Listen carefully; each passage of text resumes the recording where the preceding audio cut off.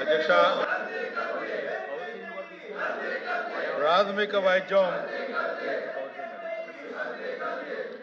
గ్రామీణ ప్రజలకు అందుబాటులో ఉండే వైద్య సేవా కేంద్రాలుగా ఈ ప్రాథమిక ఆరోగ్య కేంద్రాలని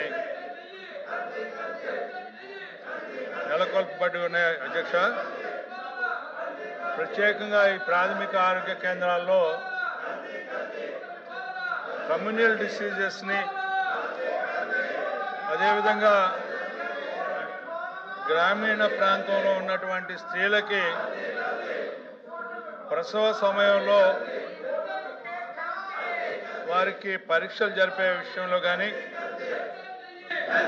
పిల్లల ఆరోగ్య పర్యవేక్షణ, పోషకాహార సలహాలు ఇట్లాంటివన్నీ కూడా ఈ ప్రాథమిక సేవలు అందిస్తూ ఉంటాయి. అధ్యక్ష,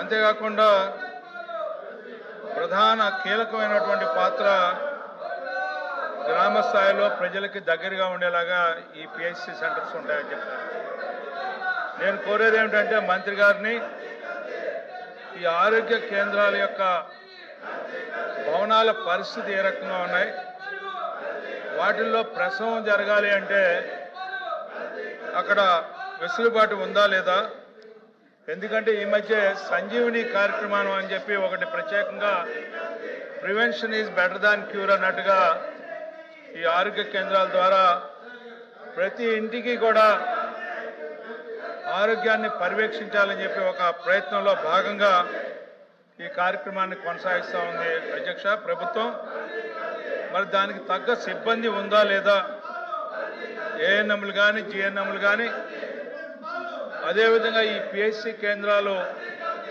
కొన్నిటిని కన్వర్ట్ చేయడం జరిగింది 30 బెడెడ్ హాస్పిటల్స్గా మండల కేంద్రాల్లో. వాటికి ఇంటిగ్రేటెడ్ పబ్లిక్ హెల్త్ ల్యాబ్స్ అన్నిటికీ ఉన్నాయా లేవా మీ ద్వారా మంత్రి గారిని అడుగుతా ఉన్నాం. అధ్యక్ష, అంతేకాకుండా చిన్న చిన్న పరీక్షలు, బ్లడ్ టెస్టులు కానీ, అదేవిధంగా డిజిటల్ హెల్త్ రికార్డ్స్ కానీ, ఈ డయాగ్నోస్టిక్ సేవలు ఈ పిహెచ్సి సేవలో పిహెచ్సి స్థాయిలో విస్తరిస్తామని చెప్పి చెప్పడం జరుగుతూ ఉంది. వీటి మీద మంత్రి గారు వివరణ ఇవ్వాల్సిందిగా మీ ద్వారా కోరుకుంటా ఉన్నాను. అధ్యక్ష,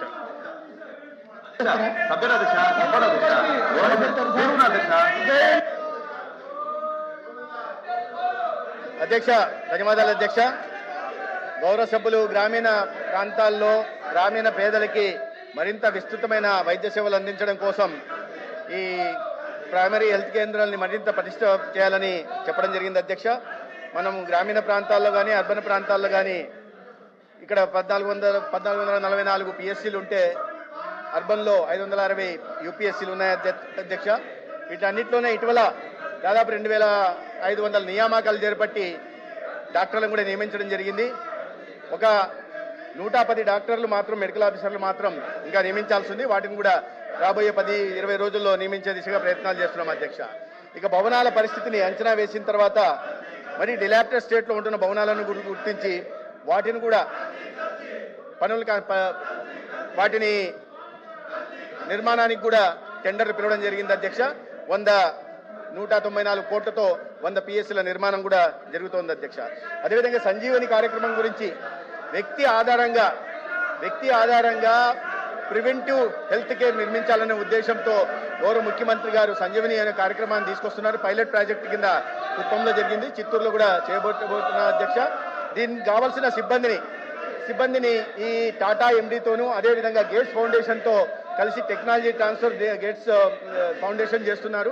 వాళ్ళందరికీ కూడా శిక్షణ ఇవ్వడం జరిగింది. తద్వారా వ్యక్తి ఆధారిత సేవలు కూడా అందించే ప్రయత్నం చేస్తున్నాం. ఇతరత్ర పిఎస్సీల్లో చాలా వరకు ఈ ప్రసవాలకి అవకాశం ఉన్న చోట, ట్రైన్ ఉన్న డాక్టర్లు ఉన్న చోట, ట్రైన్ ఉన్న నర్సింగ్ స్టాఫ్ ఉన్న చోట చేస్తున్నాం. అధ్యక్ష, అయితే వీటికి అల్ట్రాస్కాన్ కానీ టిఫాస్కాన్లు అవసరం ఉంటుంది. సిఎస్సీలో 30 పడకల సిఎస్సీలో జరుగుతుంది. ప్రతి ఒక్కరి డిజిటల్ హెల్త్ రికార్డు చేయాలనే ఉద్దేశంతో ఏబిడిఎం కింద